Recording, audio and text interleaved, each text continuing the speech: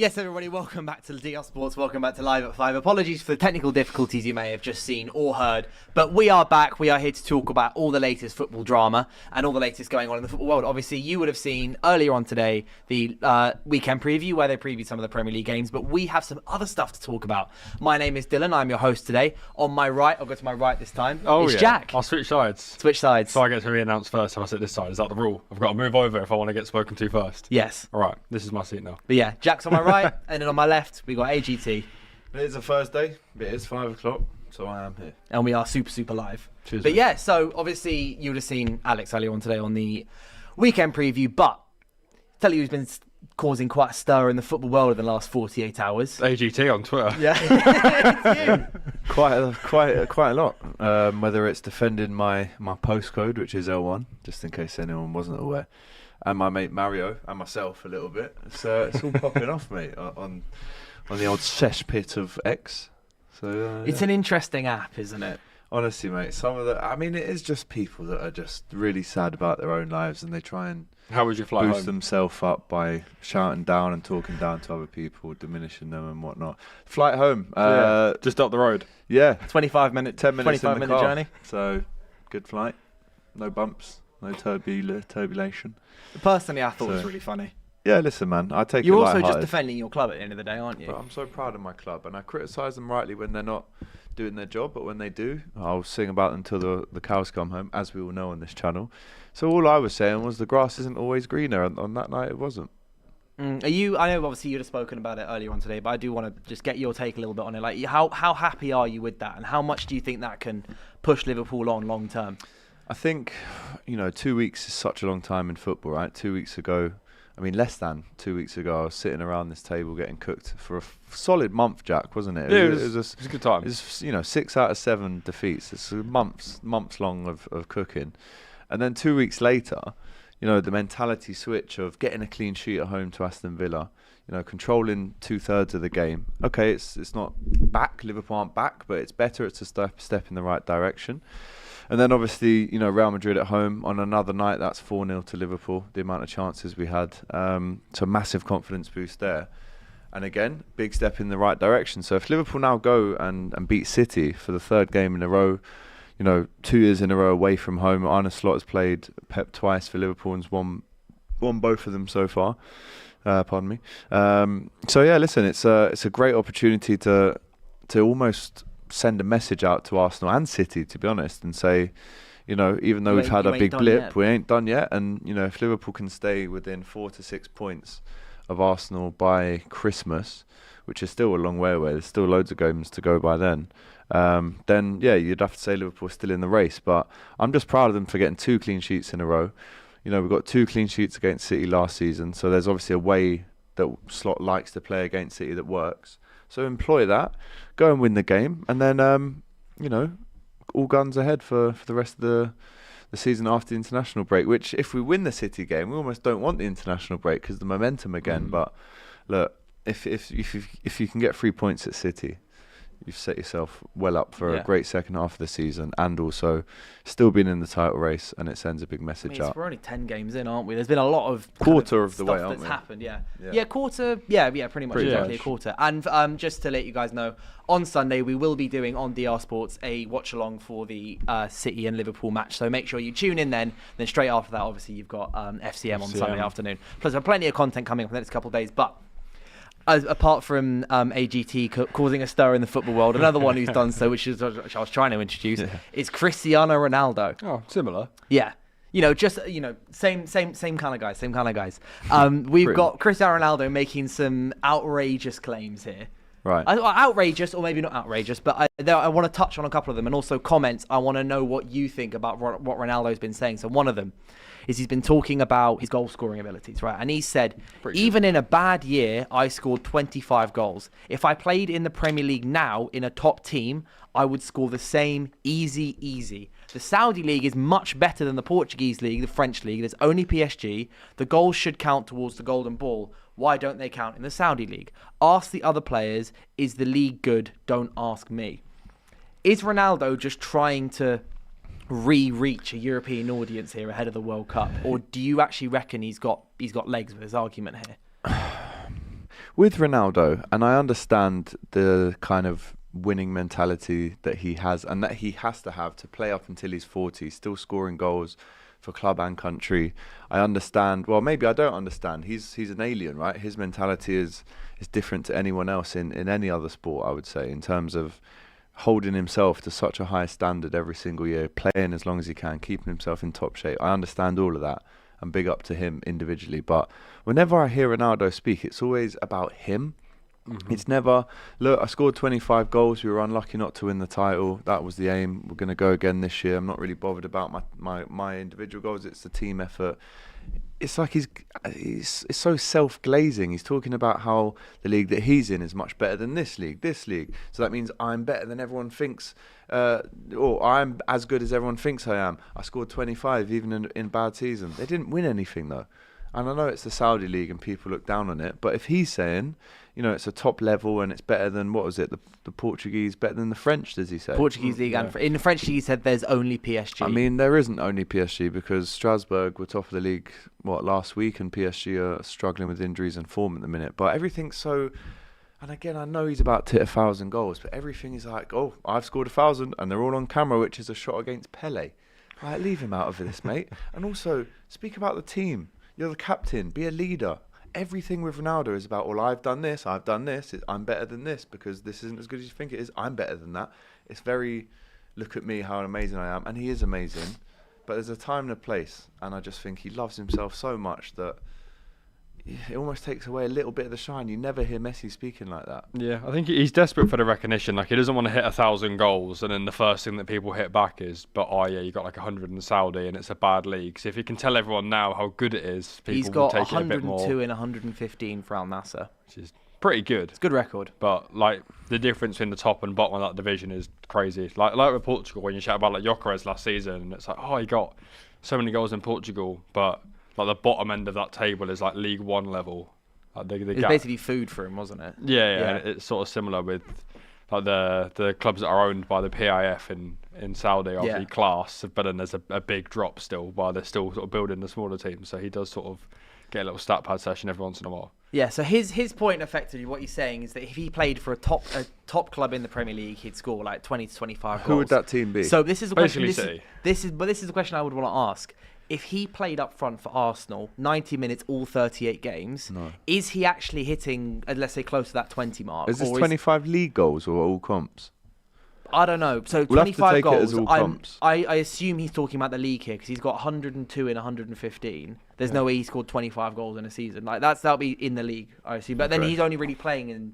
I don't know how many. Yeah, they have like one. They have like the Kings Cup and then the Asian Champions League. And that's but if he was to play all 90 minutes of all 38 games up front for Arsenal, is he? Because the last time he was in the Premier League with United, admittedly, United side, it wasn't fantastic. He got 18, but that also was 4 years ago.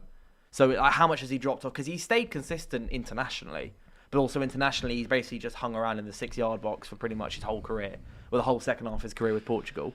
But where do you reckon Ronaldo would hit if he was up front for Arsenal this season? 20 Premier League goals. So you reckon he's actually I think you you sacrifice so much of the rest of the game that it almost wouldn't be worth it, because obviously you just wouldn't press or wouldn't be involved in anything else. So he'd get you some goals, but you'd probably ship a few because he's not sort of doing it at the other end. Like, at least Gyökeres, for his faults, at least when he's not scoring, he's chasing everything and he's causing a bit of chaos and pressuring the keeper, but it'd be like having 10 men off the ball a lot of the time. So I can't see him scoring more. A good season for him, I think, is 15. Really? Yeah, honestly. Yeah. Like, for the points that you said, like, I'm thinking... You don't think them little crosses into the box and Trossard chips, he's not just getting up like a salmon and just... I don't think he gets an...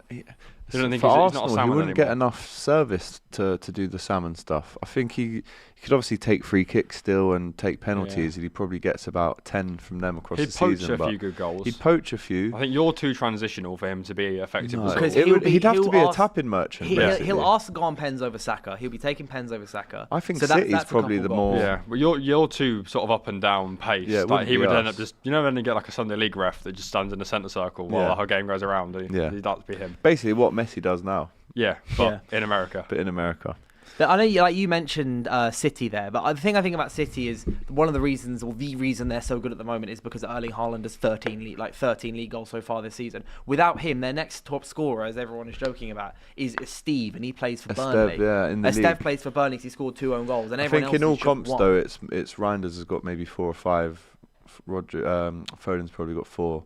But again, yeah, it's very heavily unbalanced in the Premier League either way. I think if you were to put a number on it, I would say if you had him up front for Forest, maybe, right? Who've got wingers that are always getting to. I mean, I know He's playing the Chris Wood role. Sounds silly, yes. Mate, Cristiano Ronaldo on how many goals did? I know they're different teams this season, but did he hit 20 last year? He got. I think he got 18 or 19. Not far off, yeah. So I'm saying if he does the Wood thing and just lump it in the box for him, then he probably does get you 15 to 16. But again, you're comparing it to 4 years ago. And that 4 years, tax-wise, you're probably looking at about... He hit 20, you're right. Yeah, 20 goals, there you go. So tax-wise, for a 39-year-old, it probably now works out as maybe 13 league goals, 14. Is he 40 now? Ronaldo has... Oh, I don't know if he's turned 40 yet. Ronaldo... he is 40, yeah. He turned 40 in February. There you go. Okay. He's 40. I mean, 40 years old. So when he was 35, he scored 18. As a 40-year-old, I'd probably say he'd get 13 or 14. Which, to be fair, is also at the same time very commendable. If you're 40 years old and you for can Forest, bang over 10 goals, to bang over 10 goals in the Premier League. I mean, who else? Who else whips it in the box and just causes crossing, mate? I mean, the long throws, mate. Get him at Brentford. Mate, get him at Spurs with Pedro Porro just firing balls there you in. go. Or just gets with 15 I mean, for maybe Spurs, back at United, would just get Bruno and Mbumo to just whip in crosses all day long. Yeah. Like we're already pumping it up to Šeško anyway. It's not really sticking though, is it? We will get on to Šeško in a minute because there's been some pretty interesting quotes apparently from Troy Deeney. But another one of Ronaldo's claims, the second one, is about the World Cup. So Ronaldo, a few years ago, when they knocked out of who did Portugal get knocked out by? Morocco, right, in the 2022 World Cup. Yeah, and Morocco went on to beat Spain. And then they got in the semis. So he basically said, winning the World Cup for Portugal was the biggest and most ambitious achievement of dream of my career. Fortunately, I won many international titles, including for Portugal, but that's the one thing he wanted to do. I fought for it, but after 5 World Cups and 16 years, that dream is now over. That's what he said in 2022. And everyone was like, right, that was Ronaldo's last World Cup. Fast forward to 2025. For this one. Piers Morgan, so he stuck around. He had a second interview with Piers Morgan. Where he said, if you ask me, Cristiano, is it a dream to win the World Cup? No, it's not a dream. Define what? To define if I'm one of the best in history to win one competition of 6 games, 7 games, you think that's fair? And then he went on to say, let's find the Messi quote quickly. How many World Cup wins for Argentina before Messi? How many? I don't know. 2 times? Yeah. But it is normal. These countries that are used to winning big competitions, Brazil, if they win the World Cup, will they surprise the world? No. If Portugal win the World Cup, which is possible, will they shock the world? Yes. But in my mind, I don't think that way. So he's effectively now saying the World Cup was never a dream It's for him. Backtracking, mate. Yeah. Because he said how many times. It's not a thing for Messi. Because everyone in 2022, Messi won the World Cup, everyone goes, done and dusted, he's the best player of all time. That was the discussion, wasn't it? And in December. But again, he's looking at other people and comparing himself. The only one he can do is Messi because he's on that level. But again, it's not like, I'd still love to give it one last go with Portugal. I'll be there. I'll be there to give my experience. I've played in 5 World Cups. Instantly just goes, well, what's Messi done? And it's like, well, he's won it. Well, what did they win before Messi? He's coming like Ty. He's actually Cristiano Ronaldo. It's coming like Ty right now because not only is he almost saying, well, what about you? Deflection king. How many deflections has Ronaldo scored in his career? Quite a lot. But he's also like, look at me. All my goals are on video. Not unlike Pele. Leave Pele alone, geezer. Leave him alone. Stop saying how good you are and how rubbish everyone else is. Be more of a team player. It's so individual. Well, I think it was always for him, after 22, when he got knocked out, obviously Messi hadn't won it yet, so he was probably quite happy to be like, yeah, the dream's over, neither of us have won a World Cup, it's annoying. But now that Messi has won it, he's got to try and discredit it a little bit. Because people will say, Messi's better than him because he's won the World Cup. So now he's just saying, well, without Messi, Argentina was still a very good nation, so you can't really say that because I can't take Portugal to a World Cup win that I'm not on level with Messi because he's Argentinian. But, I mean, he's got a point, but if we're looking towards the World Cup in this summer, with Portugal, with Ronaldo playing up front, because unless he gets injured, Ronaldo will be playing up front, obviously, for this World Cup. Are they still like early possible favourites for the World Cup? Are they actually in this mix? Because as far as Ronaldo claims, if Portugal win the World Cup, it's a massive surprise. It's a huge shock. Is he right? Are they the favourites, or having him up front, is that actually a problem?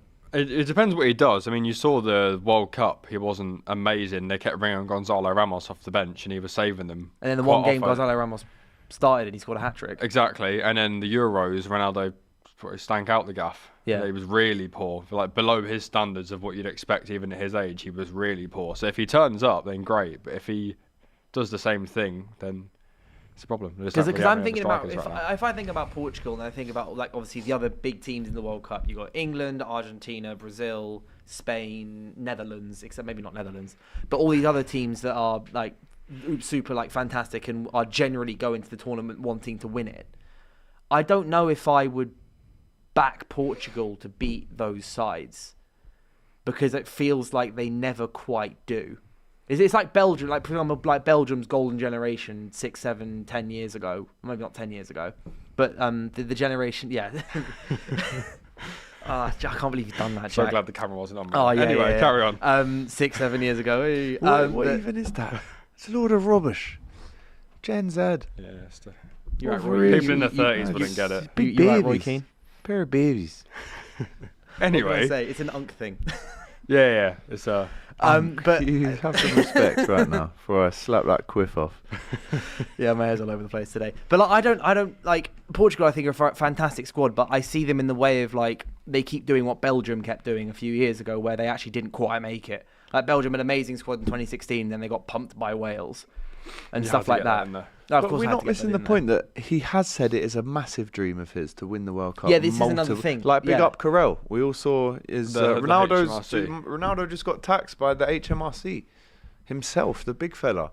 And Carell said, hang on, and showed at least 4 examples of him saying, yeah, it's my dream to win the World Cup for Portugal. And he's done the Euros, he's done the UEFA Nations Cup, or Nations League. So this would be the last one for him to get. As a squad, you look at their squad on paper, it's unbelievable, isn't it? Really, Portugal's squad. Yeah, it's incredible.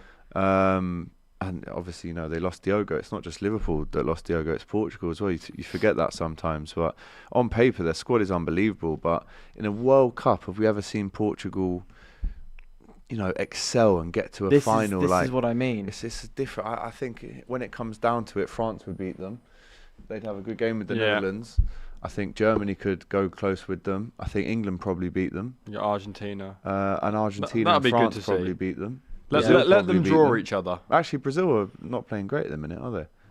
Brazil's squad's actually not as good as I thought it was. And No. to be fair, I have just said that Portugal haven't necessarily shown it. They did win the Euro. Yeah, they did win 2016 Euros, but then you can argue that their I'm run saying wasn't World the Cup world's. though. This is but he's World not Cup, doing another Euros after this, is he? Side note this about Surely not. Surely Do not. you reckon Neymar goes? To the World Cup. He's played like 2 games. I know Fabinho's But also, just got it's like back this in is the the whole squad. thing, his last dance. Do you reckon Ancelotti just takes him? Why would But he? he has been horrid. He's Like, barely played He in looks shot, yeah. like He 3 years, I his swear. knees look gone. He looks like Like, unfit. Ancelotti's the kind of guy who makes decisions based off what's best for the squad. As you mentioned, Fabinho's just been called up. Yeah. And even like France, Kante's just been called up by France. Like, national managers are now just making decisions based on what's best for I'm that watching squad that Florian they have. Thauvin run around for France. Yeah, literally. I And like, forgot he existed. yeah. Florian, yeah. He was at wow. Newcastle like a decade ago. Yeah. Wow. How's he got back in the I squad? think he I went, think it will. he went to it's- Mexico, didn't he? And Do you then remember came when back. Gignac used to be the guy for that? Yeah, for was it Tigres, Pumas? Tigres. Yeah. Yeah. But he stayed in that squad for quite a long time. I mean, Aaron Ramsey got called up for the most recent Wales squad. Yeah. Like, I think it's because there's now a phase of managers who were club managers are now going into national teams and becoming national team managers, because it's probably day to day maybe a bit of an easier job in the way of you're like assessing things. It's not like making teams twice a week.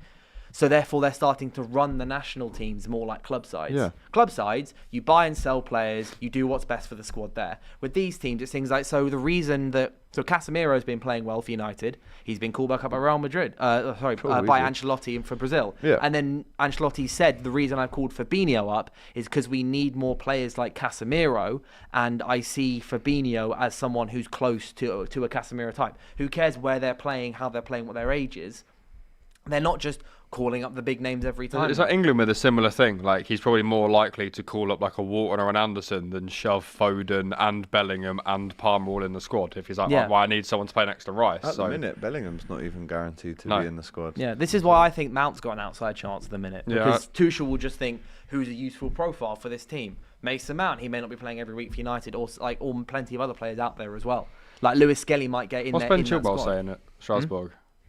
So say that again? Ben Chilwell. He loves Chilwell, doesn't he? He did love Chelsea. Chilwell, but Chilwell's kind of fallen we haven't really got many far left off the backs. radar. You got Luke Shaw. Luke Shaw is always there. On his day. Trust me. On his day. World Cup Luke Shaw. On his day. He's actually not been bad this season, but he's so far from the England squad. Yeah. And I'm glad you've brought up Foden, actually, because that's going to be another topic I wanted to talk about. Phil Foden feels like he's starting to get into a little bit of form again. Yes. After a long time of here and there and here and there and here and there, Foden. Yeah, I saw someone compare him to Saka last night, so he must be back. Well, he scored two goals last night. He absolutely ran the show, and he's been starting. He's like 8 of City's last 10 games he started. He's clearly back in the mind of Pep Guardiola. Mm-hmm. Is Foden? Are we just seeing that kind of the Foden that always appears in November and does well for a couple months and then goes again? Yes, it's about how, for this one anyway, it's about how he maybe ends the season. Because again, he's not anywhere near guaranteed any kind of squad or even starting place for England. Because again, under even the last manager, Southgate, didn't really know how to utilise him. It's carried on like that with Tuchel. And yeah, if he has a really good period up until maybe January, February, if he falls off March, April, May, he's not getting in that squad as things stand anyway. So for him, it's about finishing the season well this year, especially with the World Cup coming up.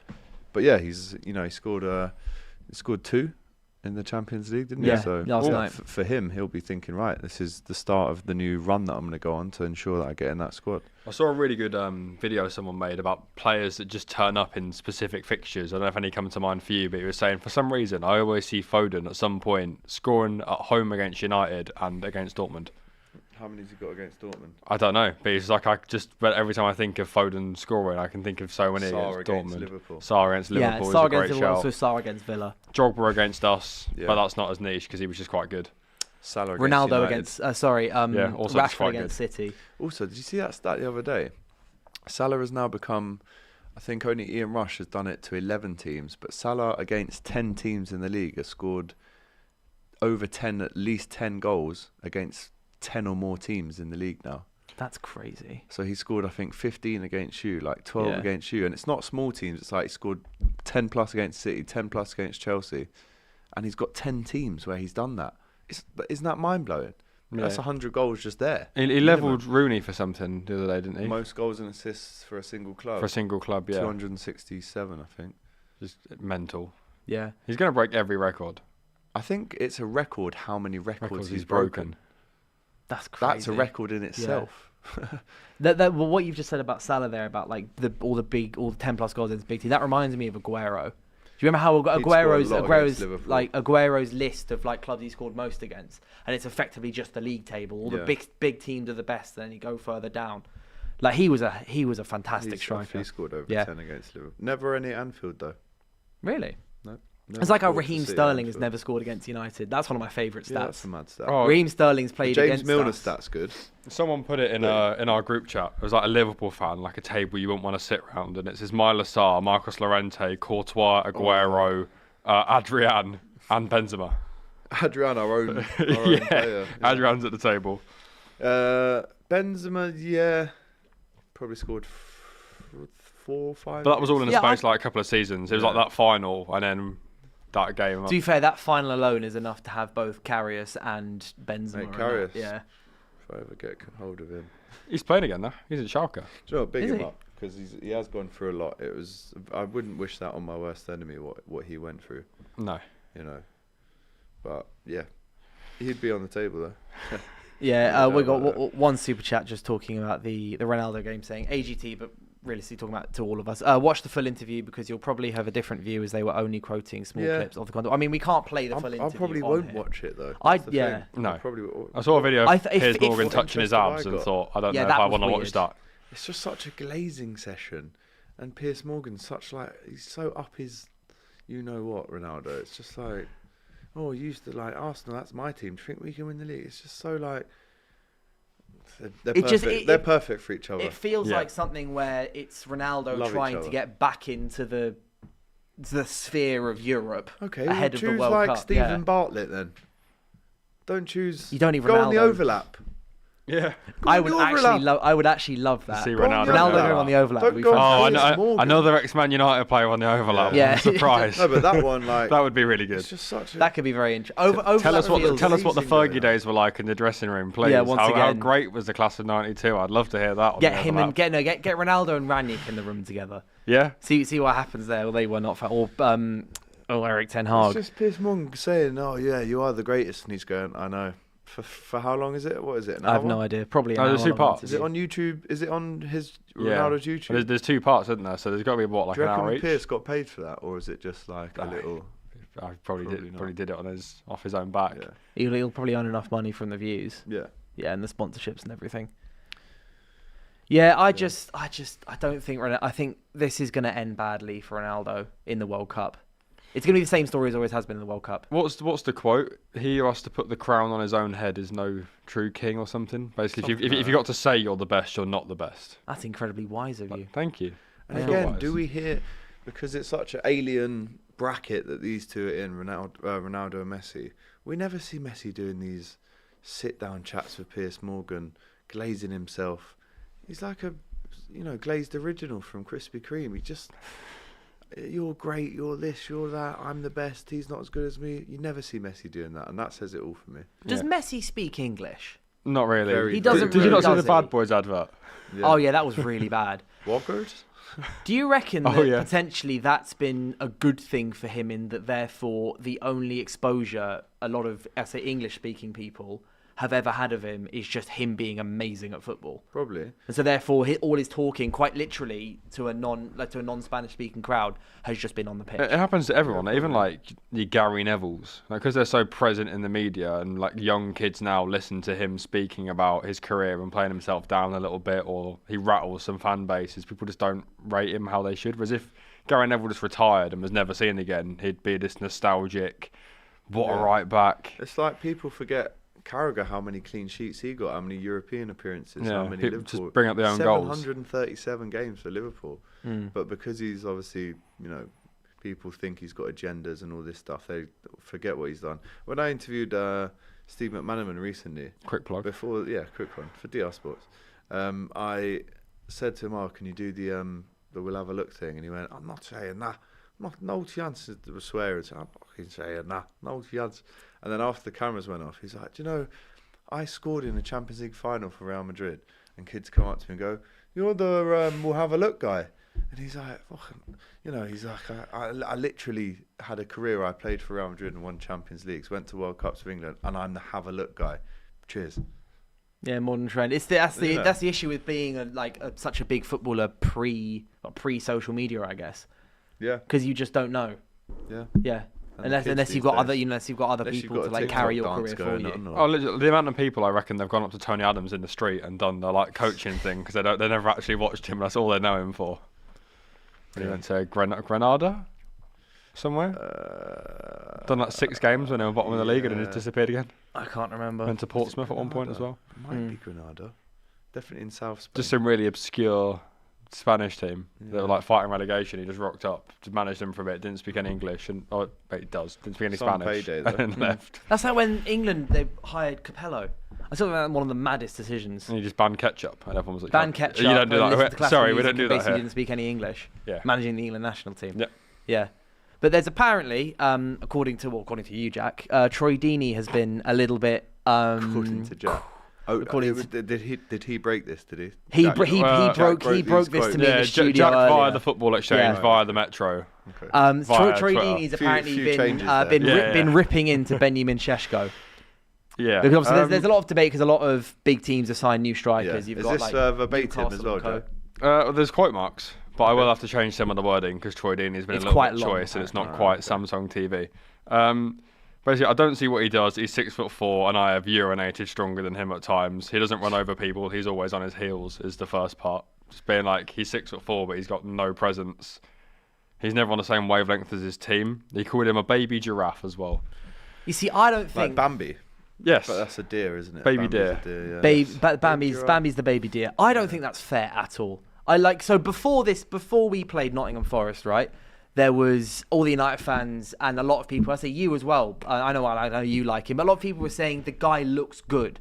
There was a compilation that went around on Twitter, which ended up getting about 8 million views. Of 20 minutes of just dual winning at Liverpool. Of just one of his his performances the last couple games. And I feel like every time I actually watch him, bar the Forest game, which I will admit he completely ghosted, he's been really, really good. And before that game, he had an assist and 2 goals in his last 3 starts. But and then you've just got pundits that will come up with stuff like that, who's clearly he's not watched him. Oh, there's more. Like there is like, are you thinking that Troy Deeney has been sat and he watched United versus Forest for 90 minutes, 3 p.m. kickoff that's not on telly in the UK, and it feels like he's just like making assumptions. Because I think Šeško's been, yes, he can jump really high. Woo, he's got a strong shot, but he's also like, you talk about connections, like good connection with the teammates. He's been doing that really well against Brighton. He was just laying it off to Cunha, and Mbeumo his assist for Mbeumo. He's facing one way, flicks it round like without like looking where Mbeumo is, and passes it to him immediately perfectly. Mbeumo goes on and scores a lovely goal. And he's talking about how he's got no personality as well. Like he doesn't strike him as someone who's going to like scream for the ball and get on his teammates if he doesn't get it. He's just quite passive. He says that Hojlund was pretty much the same, so they've binned off Hojlund for a bloke with the same characteristics, which is, I mean, they're pretty different. But do you need to be? Do all 11 players in a starting 11 need to be like that? I don't think so. Probably not. No, like as a 22-year-old, you will start to. Hojlund did that at United a lot last season, and he got criticised for it because Hojlund was like he was on like a 19-game like non-scoring run across all competitions.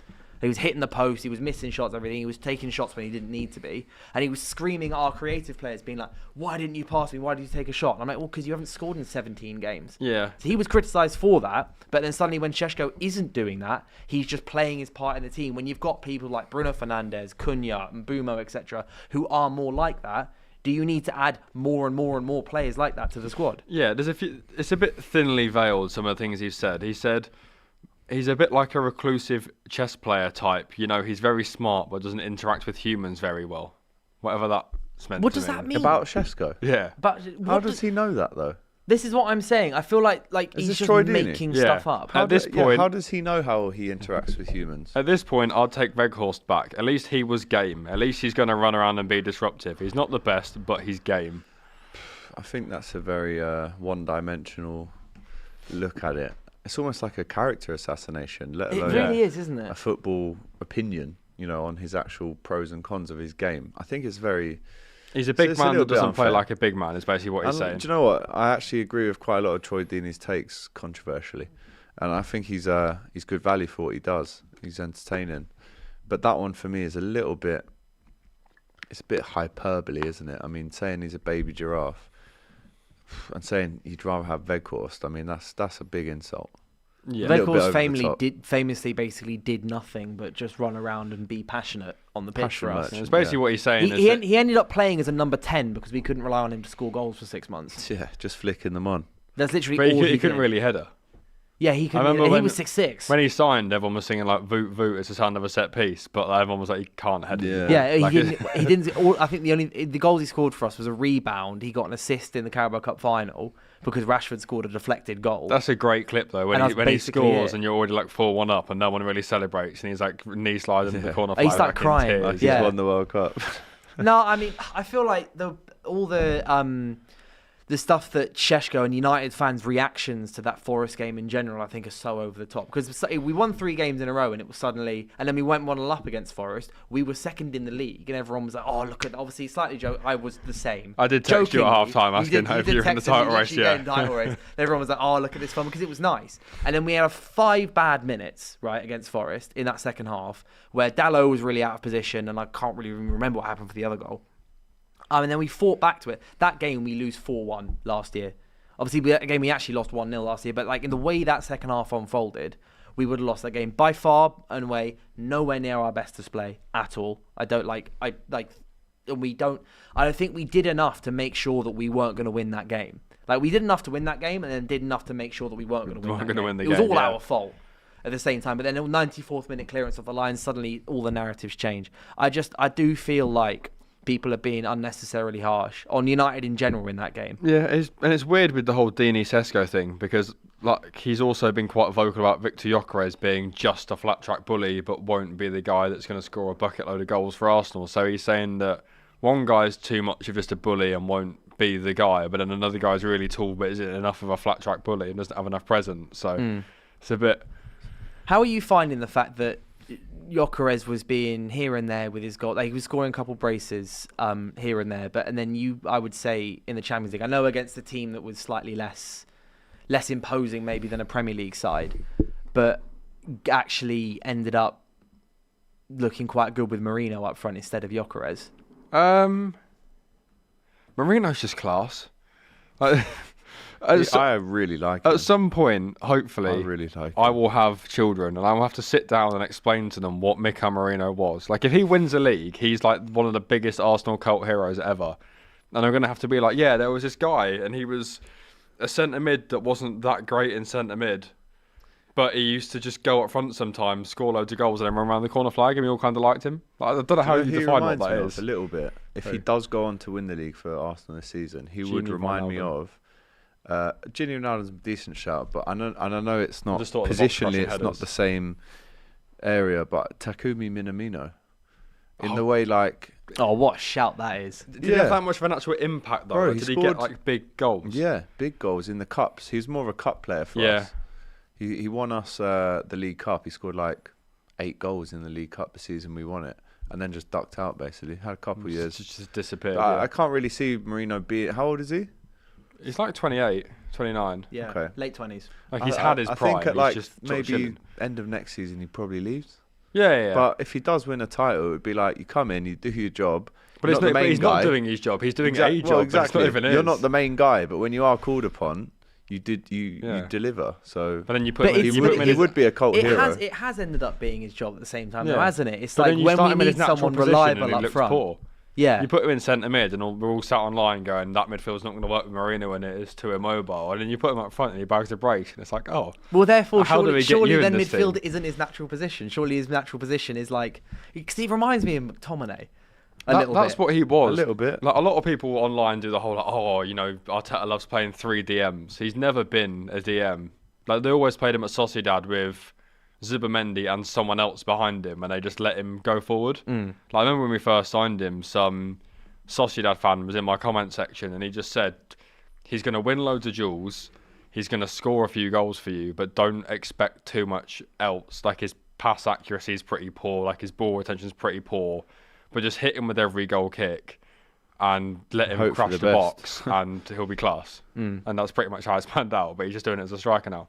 Yeah, I mean, and for Spain. Technically, he's a brilliant footballer. He could end the season. Brilliant footballer. He could end the season with a Premier League trophy that he's had a decent impact on, and potentially a World Cup that for some reason he can't stop scoring for Spain.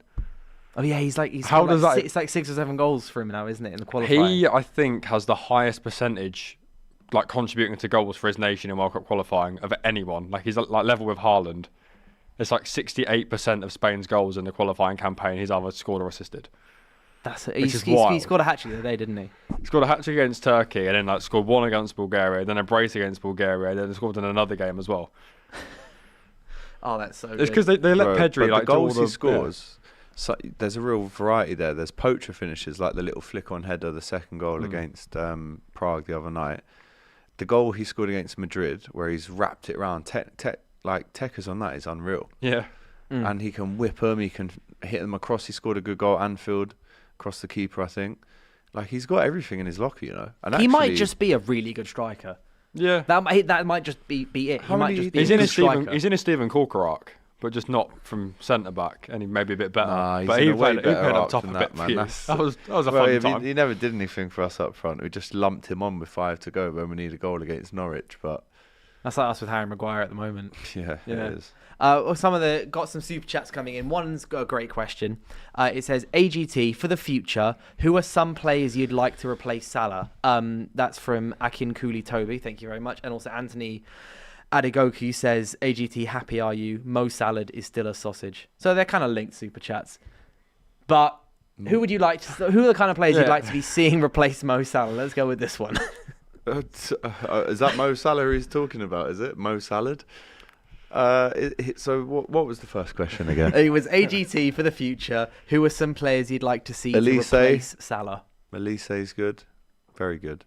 Elise's. I think that's doable as well. Yeah, You'll get bored of cleaning up at Bayern eventually, surely, and when you want to crack at the Prem. As soon as he went to Bayern, I thought within 3 years he's back in the Premier League. Yeah, make Arsenal French again. I mean, Saka doesn't really get. I mean, it's to replace Mo Salah, you're probably looking at buying 2 wingers to replace his output, if that's what you're talking about. So I'd go for Elise, maybe Saka in the future. Who knows? Would he ever do that? Would he do that to you? No, well, according to Luke Shaw, Saka is a United fan. Yeah, he is. Yeah. He is. Or maybe you just do a Madrid and you wait for like Vinny to run his contract down and fall out with Xabi Alonso, and then you nab him on a free. I don't think Vinny would be a good signing. I don't want Vinny. No, I don't think Vinny would fit at Liverpool. I've just been calling him a diving so-and-so for the last 90 minutes on Tuesday night. No, not for us. Definitely. I reckon, as you said, I think the best way to replace Salah is spread his output a bit, and that's kind of what you want from Isak, isn't it?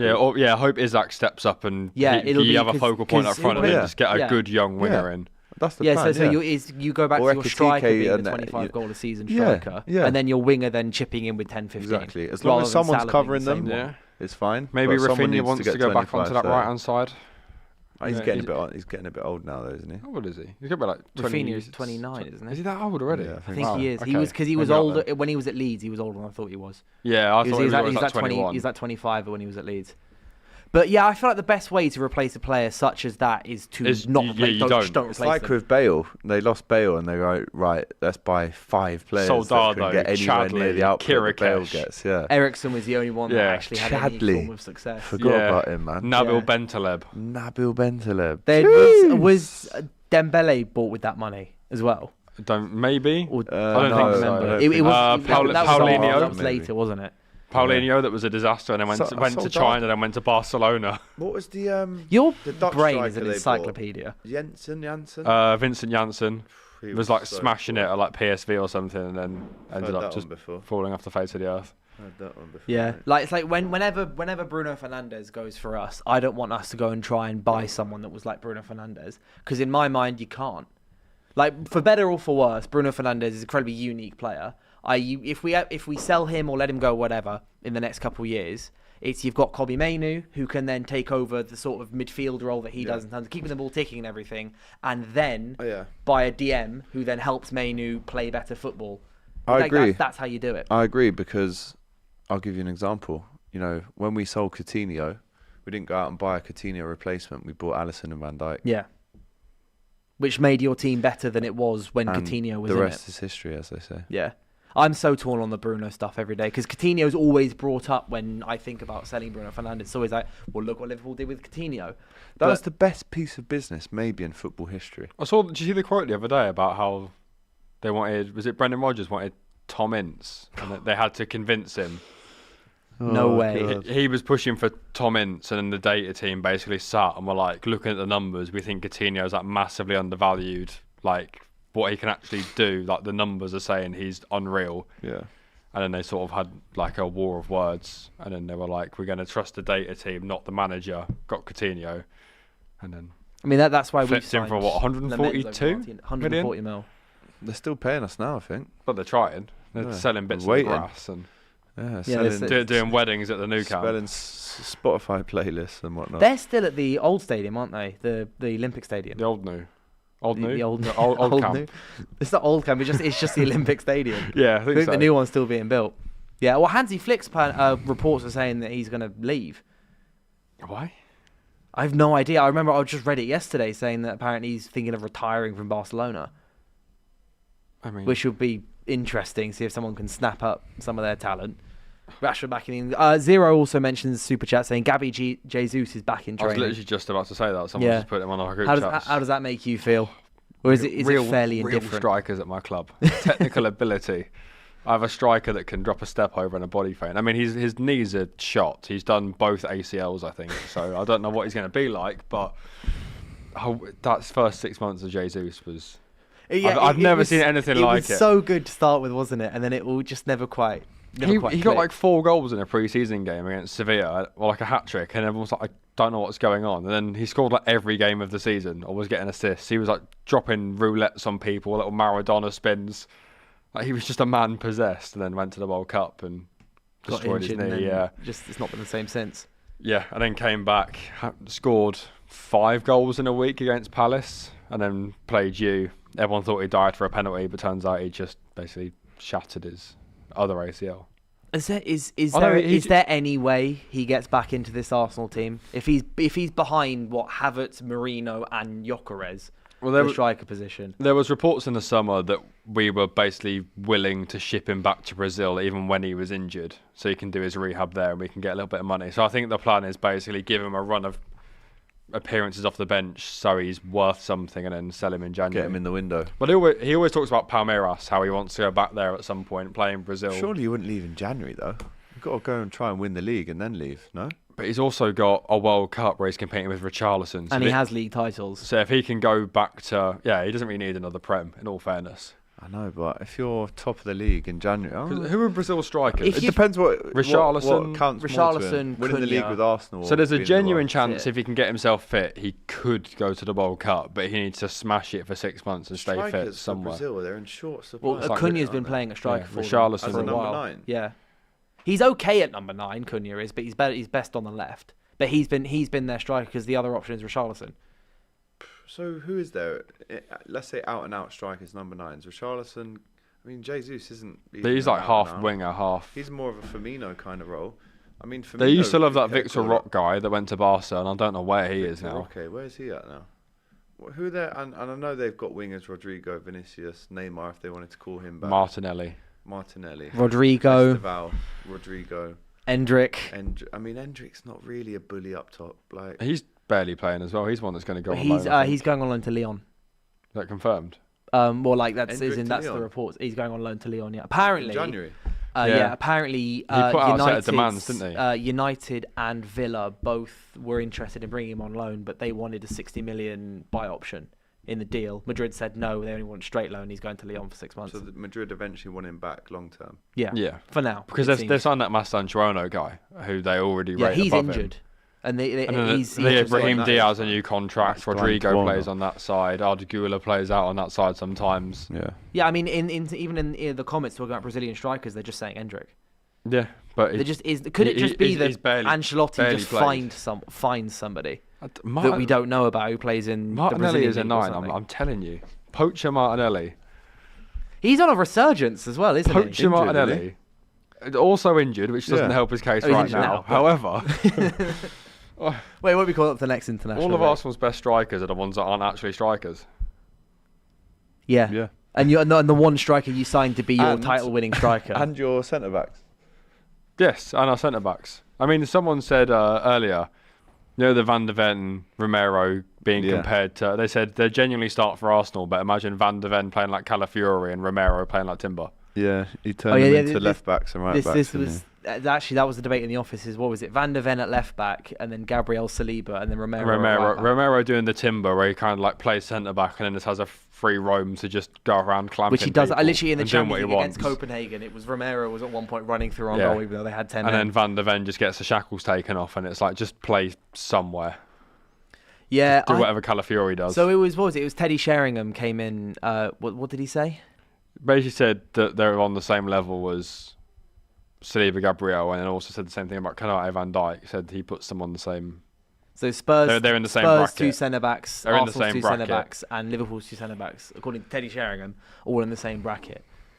In terms of the like talking about the Arsenal and Spurs centre backs, I would put Romero top. Sorry, Gabriel top. Clip it. No, clip it. Gabriel top. Get him. Gabriel top. Then the 2 Spurs centre backs, then Saliba. Just so far this season. Okay, you saved it. Yeah, no, that's. I'm not saying that Saliba's been not poor, but not at his best. That's what I'm saying. In Whereas 2025 Romero and in Van de Ven general, are at their absolute best right now. he's not been so is Gabriel. unbelievable. Arsenal haven't conceded a goal for 8 games. How can you look past that as the best 2? It's clearly the best 2 of the Arsenal 2. Yeah, I would take those 2 over the other 2, but I would put. I think basically, do you think How Arsenal can he be? would Arsenal have conceded more goals if they had Gabriel and Van de Ven, or would they still have conceded 0? No, I think they would have conceded more. that's a really good question. Saliba's better than Van de Ven. Yeah. Yeah, at their best, yes. But also, Saliba's been injured for So some you're of these saying things. it's Gabriel. He's come off a half time a couple Van de times, Ven, etc. as Romero well. above Saliba. Romero above Saliba. This season. No. I said that a couple of weeks ago as well. Mate, they haven't conceded a goal shot on target for about 3 games. No, I've no doubt that they've been absolutely I love amazing. non-roundup AGT. Yeah. The veil drops. It's a more unassuming AGT that isn't fully loaded at all times. I'm kind of laid back a little bit, but I'll chip in with if I hear nonsense, and I'm sorry, man. If you think I don't think that's nonsense at all. if you think that this season Romero has been better than Saliba after he's not conceded a goal for 8 games, I think that's wild. How many of these minutes Wild. has Saliba played out of these 8 games? Majority. Has he played majority of them? Yeah, he came off at Liverpool, then missed. Yeah, that was like 10, 12 games ago. And then he missed the first half of Newcastle and came on, and he's played ever since, I think. Yeah, And he played Newcastle's last goal 45 against conceded. I'll Palace. give you one more chance to 45 games to take against that Palace. back. No. So you're standing on business. I'm saying this season. So hang Can on. I I guess offer you in? so So both Saliba- Spurs Saliba's centre backs last have been better than season- Saliba this season. No way. Last season, No way. Saliba's been better than any of the centre backs this season, but the 2, I just rate them so highly. Why? Can I interest you in 'Cause they're moving amazing. Saliba at least Up above one. Romero? That's the bit I can't get my head around the most. Van de Ven is having a very good season. That He's one got I like can 6 give you. goals. Oh, so That you one do I that can now. give you. So you're not saying okay. So now you've almost. He's open to so for me, negotiate. Gabriel is at the top. Yeah, agreed. And Van de Ven is out of these 4. Van de I'd Ven is still their have- no, next but- after them. But after my him. other grievance The other with 2, this then is, yes, I could. Flip So over. who's Gabriel's partner that hasn't conceded a goal for 8 games? It's Saliba. Right. So them 2 are at the top, surely. For like the last maybe even 18 months, them 2, just them 2, and then you can talk about Van de Ven's. I thought you said Van Dijk then. I was like, what? Well, I mean, Van Dijk, let's not have it, right. Van Dijk, I mean, let's have it right. Van Dijk is still top 5 centre-backs in the world, for sure. For sure. Konate's probably top 10 as well. Van Dijk's had a poor few games. Yeah. And everyone said he's had a Let's not disastrous forget. season. But I watched the first few games. I watched that Bro. Newcastle game when he literally held everyone's hand Mate, for it was 90 minutes. imperious. It was one of his best performances for Liverpool, that game. He just got clamped. But he rattled Gordon so much that he got himself sent off. Exactly. Bro, Oh, that's one and of the listen, funniest red cards clearly I've I'm seen in no my life. Arsenal fan, clearly. But I'm sorry. To have any Spurs centre-back above the Arsenal 2 centre-backs is wild to me. Not. I'm wild. saying. I'm not saying. Is this the roundup Overall. AGT you like? Yeah, Or the yeah. anti, Yeah, away yeah, from the- it? this- The AGT post 3 after PM dark. AGT. This is Ooh, AGT extra. No, Easy. Post watershed AGT. But Watershed's 9 PM. but pre like 11 PM television. Yeah. Right, okay. Yeah, this is just me on a AG chill. laid back vibe. Yeah. No, I'm talking about this season. Saliba at his best, it clears both of them. I just think so far this season, Van de Ven's been outrageously good compared to Saliba. I've seen Okay, Saliba but you have a did few say moments you this did say season. you did just say Romero. So let's not act like you didn't say Romero above Saliba as well. And I then admitted Until I'd like be- 10 I'd be seconds. I'd be Yeah, but open, until I'd be 10 open to seconds then ago, swapping them. You were saying that Saliba No, isn't I as said good I as said I Romero was this gonna. season. I said I'd be open to swapping them. Yeah, but I asked Van you de Ven before, is- and you said sorry, no. Romero and I gave Saliba. you the chance, and you said no, and then he changed your mind. Saliba So being, what happened in that period? Saliba there? being below Van de Ven this season, purely on form, I don't mind because I've watched. I'll accept it. I just. watched Mateta get the better of him, That's and then what he I've got been hooked at saying. half No, time. but you said Romero up until 20 seconds ago, and I gave you the chance to revert it, and then you did revert it with him. Oh, lads. Hey, look, that's just my take. Lads. Because one of the reasons I brought this up is because we were gonna we were talking about it in the office, talking about ranking the top 5 centre back pairings in the league this season, and if potentially any non-Big Six centre back pairings get in there. I'm taking Lacroix and Gay at maybe 4th. Yeah, because this is what I was because Crystal Palace's That's a great defence is partnership. amazing. It is very They obviously they play with a back Senesi 3 with and Richards, but if Diakite? you were to put them in Yeah. a back 2, Everton's. I mean, they don't concede a lot. Branthwaite of and goals. I know they Tarkowski. did lose 3-0 to Spurs. It's been but a lot of rare they Michael lose Keane that this year, I heavily. think. Oh, that has been Michael Keane. You're right, over Michael Keane and Tarkowski. Tarkowski. Yeah. Oh yeah, Branthwaite's been injured, hasn't he? Yeah. Yeah. Yeah, it's just because I think like the defense in the Premier League is just so like almost Dan all Ballard defenses and whoever he plays are with. fantastic. Who's just Dan Ballard? Oh, I can't remember his name. Who They does Dan signed him. Ballard play Also, I for? can't. No, I with. mean, I have no I can't idea. remember the guy's Ballard name, but they signed for- him For who? Sunderland. for Sunderland. He plays Dan Ballard's Mukiele captain, isn't he? plays centre back a little bit for them, doesn't he? But he also plays right back. in the last He came from game. Arsenal, They didn't he, played a Dan back Ballard? Yeah. three of Mukiele and Gertrudia. Yeah. That was their back Solid three. name. Mukiele's been good. I think it's Arsenal are top of that list. I think Yeah, clear, yeah. clear. At least like in the last since the turn of 2025. That's what I just said, isn't it? Then As pairings, if they come as Yeah. a pair, I just said the pair of them have been the best centre backs in the Prem for the last 18 months. Yeah. they've been the best pairing. Yeah. Yeah, but I would. And Yeah, then- I don't disagree with that. That as a duo, they've been the best duo. Yeah. Yeah, And then second, you're having Liverpool. I'd put Liverpool, Kanate, and Yeah. By the way, Van Kanate was Dijk. brilliant against Real Madrid. oh, he was Thought so it was good. fantastic. One of his best performances. I got to give See that big- run when he Conor just Bradley, kept by the on way. going? Yeah, I was about to say I Oh, want to give a big shout out He to Conor would- That Bradley. is a If you- defensive masterclass. He wins the Ballon d'Or if you play Madrid every week. Yeah. Can we Yeah, play you every week? The two times he's played Real Madrid, he's been. It's the fact that they changed the assignment. They were like, look, Mbappe, you had nothing last year, so Vinny, it's your turn to Yeah. try and beat Conor Bradley. 19 times he lost possession to Conor Bradley. 19. Really? Lost Yeah. every single duel. And last year he put Mbappe on his head and got an assist. Yeah, big shout out to him. Do you think that Conor Bradley's pretty much cemented a spot at right If- back, if or is Frimpong was Sloboslai fit- going to go back there No. with Frimpong not injured? I mean, that's a Been injured. plan B, plan C, plan D, maybe even, if Soboslai goes to right back. But Conor Bradley, I think when Frimpong came in, there was a doubt about it. You know, can Frimpong get his feet under the carpet? Can he nail down the spot? And listen, he has struggled with injuries. But I think Conor Bradley is now at the stage where, look, Frimpong's out for 6 weeks.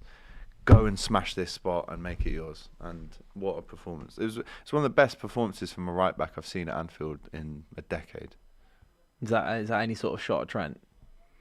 I mean, defensively, Trent will never have a defensive performance that good, that I but he agree, will yeah. obviously attack better than Conor. But defensively, Trent will never win all of his duels like that. No. I think massive shout out to Bradley for what he's been doing Brilliant, there, man. and also just props to him. He's kept going and kept playing at Liverpool despite the fact that other people have been over him a lot of times. Yeah, mentality. And if you stay strong for long enough, you will get your reward. Big up shot by Ricky. This Man United fans' takes are getting crazy by the day. Hey man, I'm going insane because we only get to play one game a week. I think that's my You're problem. here. starved of football. That's what it is. I don't have enough football to watch. Yeah. That's my own team. I just want to see Cunha play. Basically, that's pretty much it. I'm going crazy apart from that. But thank you guys so much for watching DR Sport live at 5. Obviously, we are live here. 5 p.m. every single weekday. We've got loads of content coming up this weekend on Friday, Saturday, Sunday, Monday, all of this. You know the drill. There's plenty. And also, if you're on Samsung TV, thank you guys so much for watching. And I will be back here Friday to discuss with Abby and potentially Laurie as well about the weekend games coming up. Alice the dog might be coming back also to make some predictions, so keep an eye out for that. And I will see you tomorrow. Welcome along, That is weekend unbelievable. roundup. Oh my days. Wow. We're in for a great show today, guys. Well, what about the North London derby? I'm not getting rattled. And we're 3 points off top 4, so it's not looking too bad. Foden 88, Saka 87. I think that's wrong. And nice that you put your top on. You want to take it off and get the branding out? Happy birthday! Make a wish to win the league. I did. How much chance of Arsenal have of winning the Champions League? 0, mate. If we got through I don't know. PSV, do you think there's any chance? No, of we no. Hang on, let me finish.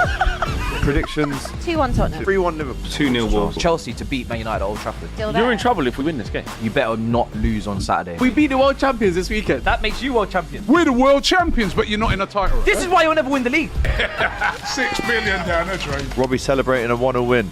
Abby, Pilates instead of trophies. You never walk alone. Catch us every Monday for the weekend roundup.